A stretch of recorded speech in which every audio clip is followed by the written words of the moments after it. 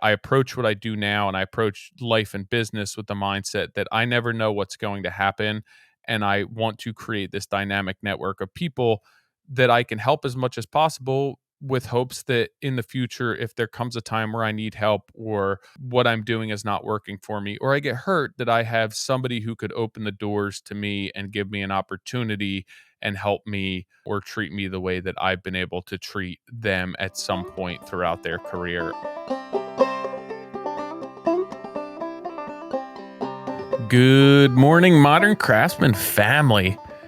It is an uh, a rare Friday that I'm recording the midweek. We are switching up the schedule a bit. We're going to be releasing different midweeks at different points during the week. So I had this. I'm trying to get a couple weeks ahead, so I have some in the bank, so that I am more efficient with my time. I'm not running week to week. I have a few in the bank in case something comes up or I need to be pulled onto a job or do something else. So I had this written earlier in the week and I'm just sitting down to record it on Friday morning. I had a meeting um, with an engineer and an environmental consultant, and I decided that I would take the rest of the day to wrap up some loose ends, get some stuff done around the house. Unfortunately, here in New Jersey, it looks like we have rain starting shortly, very shortly. Although you can't see my studio, it just looks black. Um, I have shades covering all the windows too, so you can't tell how gray it is out. But it looks like we're going to get rain this afternoon or here shortly, rain tomorrow and rain Sunday, which does not make for an amazing end of April, almost May weekend. But we could always use a little bit of rain, especially this time of year. I think it gets everything nice and green, helps the grass start growing, the flowers start growing, and makes for a better springtime all around. The past couple days, I wrapped up some projects, got some final inspections on jobs. Um, I'm getting ready for my next few small jobs before I start my big job. And I'm trying to finalize the exterior cleanup of my house that I still do as far as landscaping goes, beds, lawn, fertilizer, weed killer, all that stuff, which I generally enjoy. But I'm a little bit tired of mulching. Um, we have, which we stumbled into when we purchased this property, but there's a lot of beds with mulch around trees and some gardens, and they're not necessarily our style or what we would do on our own home, but I feel obligated to maintain them. So I try and mulch them every year. Sometimes it's every year and a half. I'll do it in fall or spring. But this year I decided I want to do a really good job. I was going to dig out, re-edge everything, dig out areas where there's just no room for mulch, where weeds keep coming up, because it drives me nuts when I mulch things and then weeds come up. So I try and do a really good job when I do it. And this year, generally what happens is I start off and I'm like, I'm just going to mulch over. I'm just going to top dress everything. I'll rake it, clean it, spray some weed killer, and then I get into it and I start doing a better job than I anticipated. And then I'm like, well, I'm going to do this better and I'm going to take this out. And it just turns into a bigger project than I thought. But right now, this tells you how many beds we have. I have gone through 24 cubic yards of mulch on my property. So I pick it up in my dump trailer. And then I usually spread it with my tractor, and then obviously finish it with a pitchfork and a rake. But I am tired of mulching at this point. I have a little bit left to do where I had it dumped so I could empty my trailer for some other things, and I just need to spread that out there. But I'm tired of cleaning up beds. Um, it's early in the year for me to be tired of landscaping, but thinking of landscape design, and some possible projects coming up, I want less mulch in my life, more ground coverings, less mulch. Um, so, excuse me, that's what's going on with me. It's a gloomy Friday here in Jersey.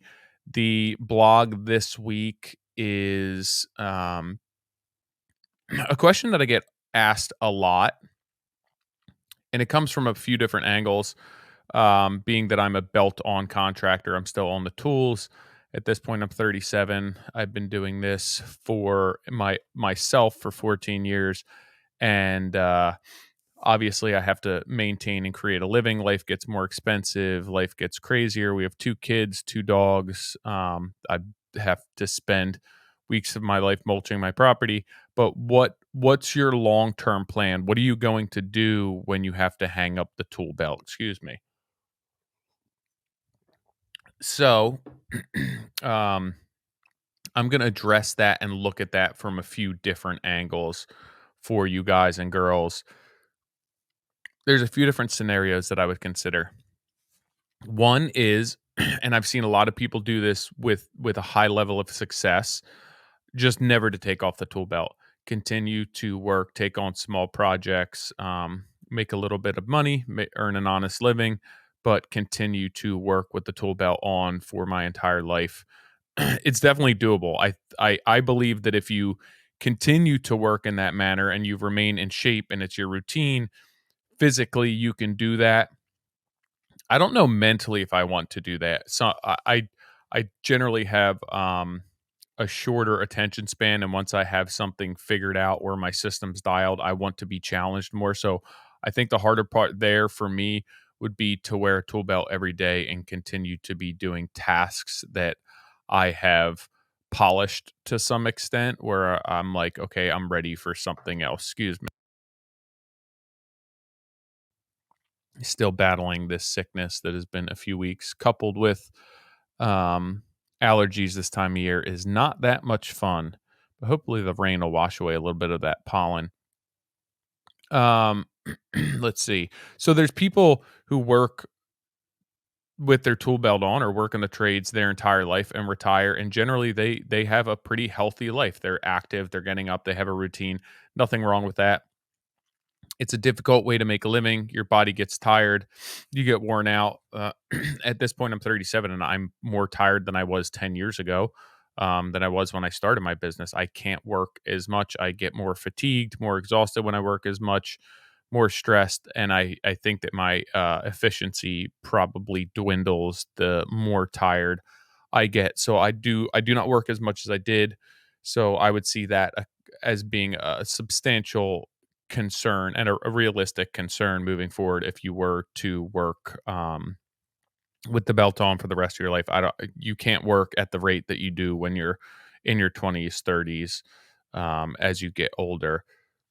So if I were to keep the belt on and I wanted to keep the belt on for my entire career, what I would end up doing is I would end up specializing. I would pick one or two trades. I would not do general remodeling where I'm self performing so many tasks, whether it's restoration work, whether it is specialty millwork, custom cabinetry, historical, again, restoration, preservation, where you could do smaller jobs, you could specialize, you could charge a premium. People are willing to pay a premium for services that other people either don't have the skill set or the patience to do.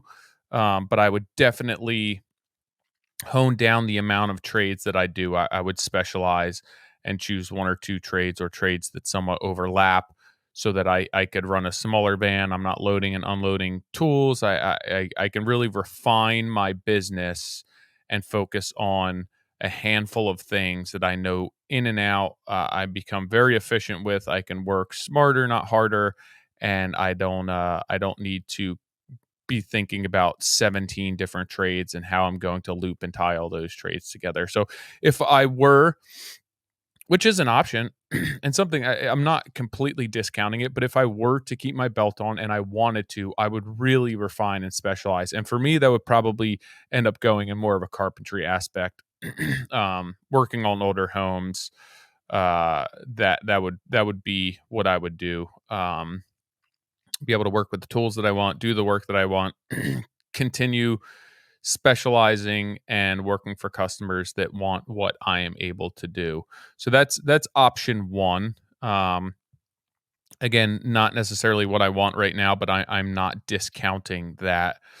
Um, Another option would be to take on more of a managerial or supervisory role, which I have done over the past couple of years. I've gotten away from self-performing everything and turned more into managing a handful of those trades. There's still a bunch of trades that I do myself, that I want to do myself, that I require doing myself, but I also have handed off the keys to specific trades that I just can't do efficiently, that people can handle quicker and better than myself, and that I just don't want to be doing, or that I don't have the labor on board to be doing. So essentially, going down that path, I have been working less. So I'm self performing less. If I'm self performing every trade, that money's going in my pocket. I'm earning that.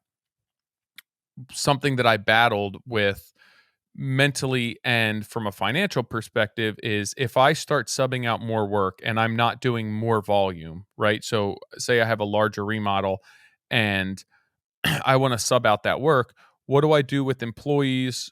How do I make money when the subs are on the job? That money's now not in my pocket. So, if I have $100,000 contract and I'm subcontracting 50 grand of that out now, rather than me having $100,000 coming in my pocket over the course of 3 months, now I only have 50.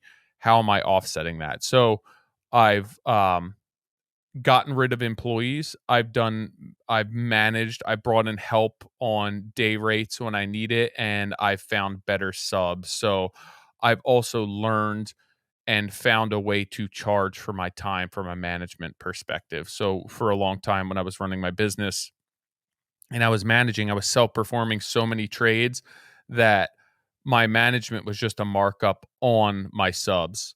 So if the electrician was there, HVAC tech was there, the plumber was there, roofer, sider, whoever it may be, I had a markup on them, but I wasn't charging to meet on the job to go over layout with them.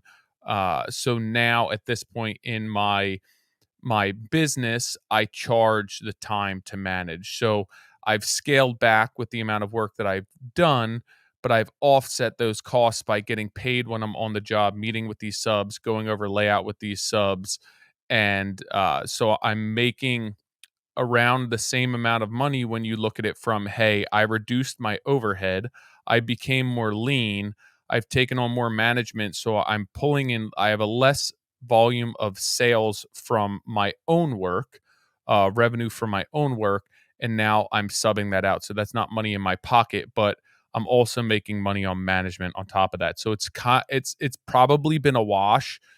Maybe I make a tiny bit less, but I have less stress, I have less headaches, and I'm still able to focus on the quality that I want to without having to bring on 2 jobs, right? Where normally I'm subbing everything out. I have no sales internally. I'm not owning any of that labor.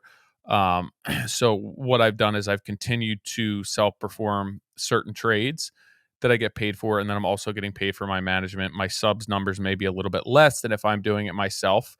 Um, so I make up the difference there. So that this has been a viable solution to me to maintain the volume of work that I'm doing without having people on staff to perform that work.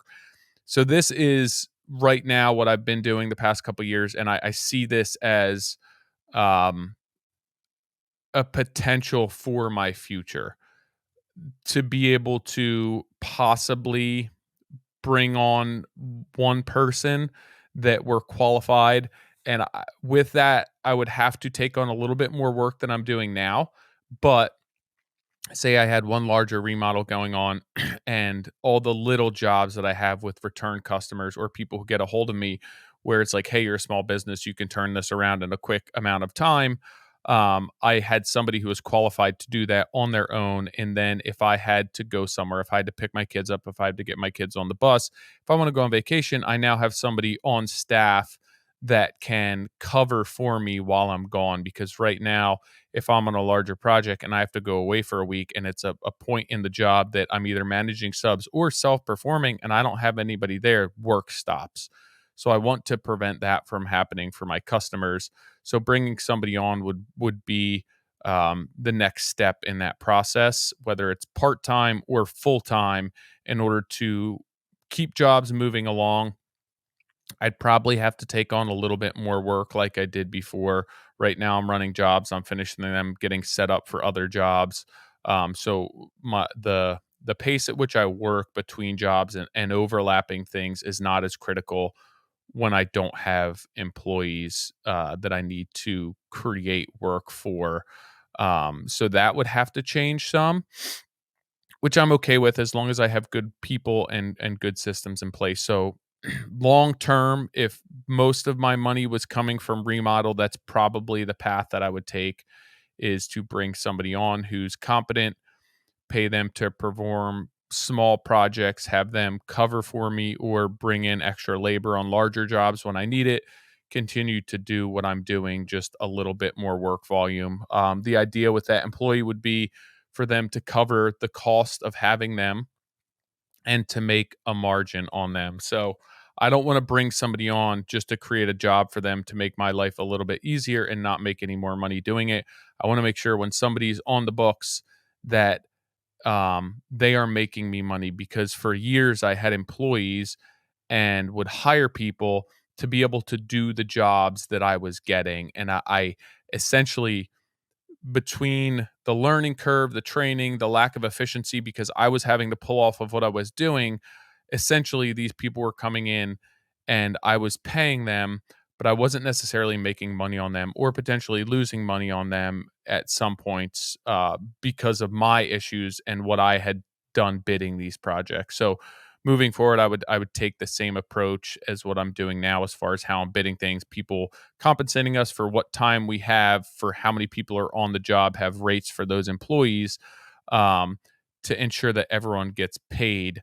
But I wouldn't want to just bring somebody on to be able to do bigger jobs. I did that for a couple of years and it wound up creating just a ton of headache for me because I didn't have the systems in place and I didn't necessarily know what I was doing.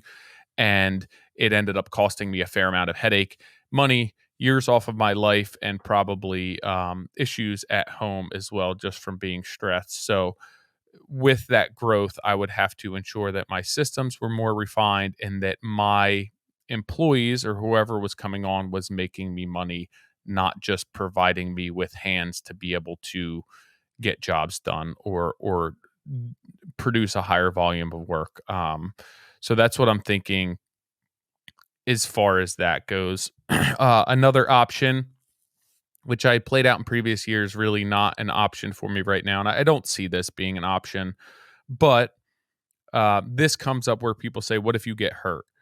And the thought to me is that I have done enough within my recent years of developing a network of people who value what I do enough that if I needed help and I needed to go to work for somebody else, or if I needed to close up shop and go to work for somebody, that I have enough of an established network and have proved enough value there that somebody would hire me for a decent rate that I would be able to live off of. I've had job offers in the past, some realistic, some really great job offers that would be comparable to what I'm making on my own for bigger companies. It's not what I wanted to do. So another option would be, and there's no shame in that at some point, if I just didn't want to do this for myself anymore, would be to go find somebody who needs somebody with experience to run jobs or be a super. Possibly PM, that needs that experience and is willing to pay for somebody with that experience. That's definitely an option for me to consider. And again, I approach what I do now and I approach life and business with the mindset that I never know what's going to happen.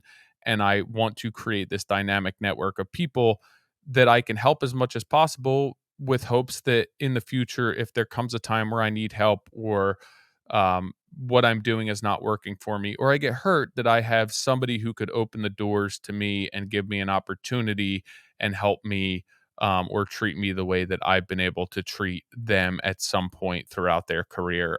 So I always, while I'm doing this on my own, understand that there may come a time, short term or long term, that I may need to go a different route.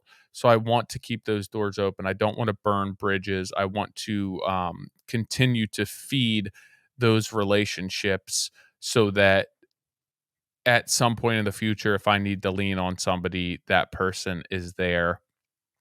The last path for me at this point that I would consider is to it's actually what I'm doing now and what I've been putting in place now.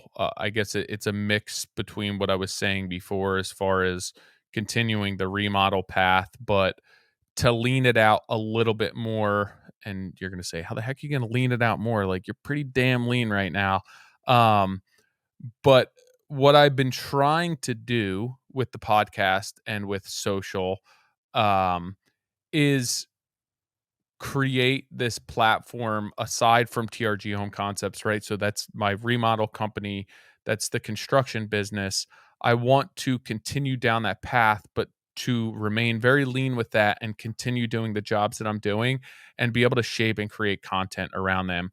Ideally, I can do that on projects that are possibly my own, or working for customers that understand what I'm doing, but remain very lean, keep my construction business costs down, and then offset the lower volume of sales with the social end of the spectrum, with partnerships, with creating content for the Modern Craftsman, creating content for TRG, creating content for other vendors who have gone to magazines, who have gone to TV to create content for them, to be able to have an ability and a network of people that we can create that content. Or say somebody comes to me through the podcast and it's like, hey, what do you want me to show you how to do that I do? And you're like, I want to see a built up crown.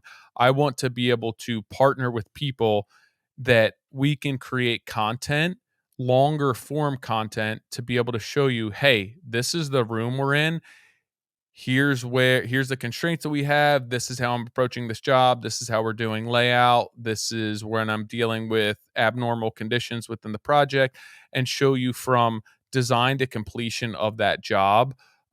Obviously that's going to come at a cost to me if I'm pulling off of my remodel jobs, and this is not necessarily for a customer, or my efficiency is slowed down. So I'd like to be able to create a platform here that, between myself, Nick, Doug, and the rest of the team, we can create content, whether it's for us or for vendors, to showcase and highlight what I've learned over the past 14 years or so. I've realized that I don't want to own a huge business. I don't want a dozen employees. I don't want the overhead. I don't want the responsibility and the stress that doesn't make me the best version of myself. So I have a lifestyle that I need to support, between my needs, my wants, also my family's needs and my family's wants. But I don't want to build my remodeling business to be the sole supporter of my needs in life, and the lifestyle needs that my family has. So I love what I'm able to do now with Modern Craftsman and take a day a week to devote to this. And I would hope to be able to do a little bit more, and hopefully moving forward be able to devote 2 days a week to this, possibly 2.5 days a week, 3 days a week, where it's like now I'm really leaning out my business and picking and choosing these jobs that just create really good opportunities for me to teach, or for me to explain my process, or for me to show you what life in my business or just my life looks like in general. That would be right now my biggest goal, and what I've been looking to dump a ton of sweat equity into Modern Craftsman and my own business to do. I know that I'm not the most active on my business social.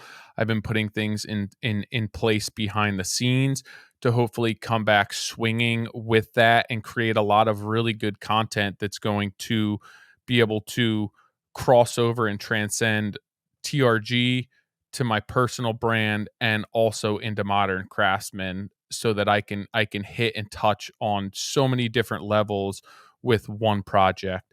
Um, I enjoy what I'm getting out of Modern Craftsman right now, more so than I ever have. So I want to continue to feed that. It's not that I'm not getting that out of remodeling, but it hasn't been as much of a challenge to me as this. So I'm really enjoying the challenges of this. It's outside of my comfort zone. It's not what I do. It's not what I ever dreamt of doing, but I really enjoy the feedback that I get from you guys and girls, the opportunities that it's presented, all of the people that I get to meet, whether it's vendors, partners, work associates, people that we're bringing on board, Catherine, Ariana, spending, talking to Doug more, and I'm really enjoying that aspect of it because with my business, I'm working with a lot of the subs over and over again. I'm spending a lot of time alone, and it's really nice to be able to put myself out there and have engagement with many other people. So I've really enjoyed that. The more I put into this and my remodel business, the more gratification I'm getting out of it, the more I feel as though I'm giving back and I'm providing more value to this industry. Nick and I have spoke about it many times, but this podcast has always been about helping people as much as possible, and it's never been a financial decision to do it. We've never created this to be a lucrative venture that we're just bringing money in.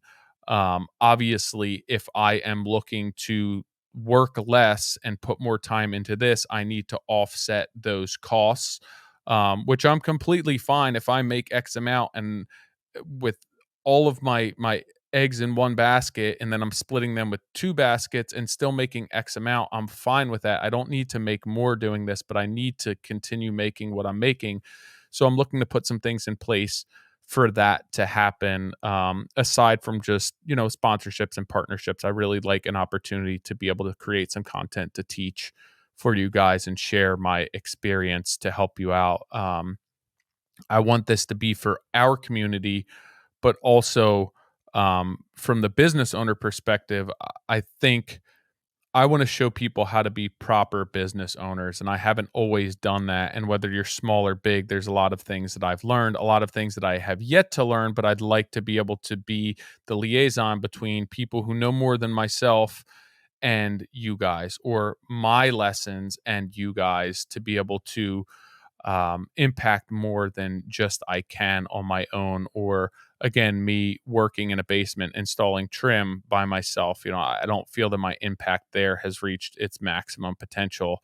And I think that with the network I've created and with Nick and myself and Doug and everyone internally, that we have an opportunity to really help the industry and bridge the gap between what we're doing and what you guys are doing, or what we're doing and what our customers expect of us. Um, that's part of the whole business owner thing. I don't think that we've done a great job of being proper and adequate business owners, which in turn creates really shitty customers. And I'm not saying that customers are shitty, but they don't know how to be good customers when they're hiring people in construction. Um, there's expectations that are unrealistic. They're the perception of the industry I don't feel is accurate. Um, Differentiations between customers are not distinguishable. So all of these things, I don't believe that customers just came up with this on themselves. I put a lot of that on us and our inability to properly articulate what we do, who we work for, the amount of years that we put into this. And I would like to help be that sounding board and help resonate your voice as well as mine to help our generation, and the next generation, to ensure that if you're getting into the trades and you're doing this as a business, it's a business and you make money, and you're not working and killing yourself for nothing. So that would be the goal for me right now, and the path that I'm looking to go down is to continue leaning out my construction company, really working for those customers that just, hey, this is a really cool project, we really need you on board for this, whether it's big or small. I can make that happen, and I feel that I have the experience, and the drive to make that happen. But I really want to ensure that the lessons that are learned on that job, or the lessons that can be emphasized on that job, are something that I can create value with and share it to you guys. So that would be the goal for me. That's what I'm working towards right now. If anyone out there listening is willing to help or has any ideas on how to do that for myself, I am all ears as always. Obviously, this is going to take a lot of work for me to shift what I'm doing and be able to devote more time to this and to be able to devote more time to helping and consulting. So any ideas, any direction that you guys want to point me, anything that you want to throw my way, advice, again, I'm all ears. Shoot me an email. It's Tyler at trghomeconcepts.com. This blog post and this podcast was an idea from multiple listeners who sent me, hey, I know you're a belt on contractor. What are you going to do when you can't work anymore? When your body's beat up? When you don't want to work like you're working anymore? So um, the idea for this podcast was generated from you guys, and that's been a huge help for me because to sit down on a weekly basis and come up with a unique idea to write about or something that's valuable to you, that's not just valuable to me, is a shot in the dark sometimes, and it's difficult to generate these ideas. So continue to email me those ideas or questions you have, industry questions that maybe I do or maybe I don't have the answers to, um, personal experience that I have. Everything is open and on the table. If it's something that I can't dig into, I'll let you know. If it's something that I can't share, I'll know. But if it's something that I don't know, I'll also find out for you. But it really does help me when you guys reach out and makes these suggestions. So again, if you have suggestions for podcast topics, blog topics, direction I can go with business, direction I can go with the podcast, how to help me offset the costs of pulling back from work and dumping more time into this, I'd love to hear from you guys and girls. As always, I appreciate everything that you are doing. I appreciate the support. This has peeled me into my own little sector of Modern Craftsman. So obviously, we're still recording the main, but this is something that I'm taking full ownership of, and I do really appreciate the engagement from you guys and girls, and the support and the reposts, and how generous you guys have been with praise and acknowledgement of what I'm putting into this. So that goes right back at you, because if it weren't for you guys and girls, I wouldn't sit down and do this on a weekly basis. So keep it up. I appreciate it. Let me know what you need from me. If you have any ideas, continue to spread the word for this podcast, Modern Craftsman main podcast, and what we are doing with the industry. I appreciate all that you guys are doing and the support over the years. And I will catch you next week. Hope you guys have a good weekend.